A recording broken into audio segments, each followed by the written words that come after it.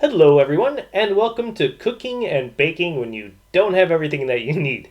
So, today we are making some chocolate tarts. And this uses a range, but we don't have a range, so we're not going to use it. And this one's actually pretty straightforward. You just have three things: your cups for your tarts that are already pre made, so it makes it easier. And then we have a little thing of cocoa, and then we have our chocolate. And so I kind of already did the first two little steps where you're melting your chocolate. And I did what I did yesterday, which is I added olive oil and water. I don't know if I was actually supposed to put butter in this, but I don't have any butter because I don't have any money, so I skipped that. And then I just put it into the tarts with a spoon. And then I put these in the freezer because that actually worked pretty well for getting them ready when I did them last time. So here we have our little tarts all ready to go.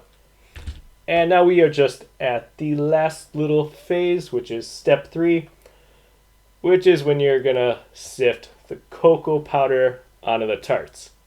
And the only problem is we don't have this little sifting thing, so we're going to have to improvise. So we have our cocoa powder, and since we don't have our sifter, we're going to, of course, use our little washing machine. So go ahead and open up our cocoa powder, and we'll get this going into our little washing machine.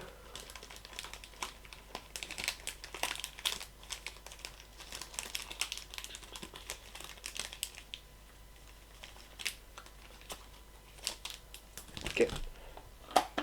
And then we'll just turn on our little load, and we'll go ahead and decorate our tarts.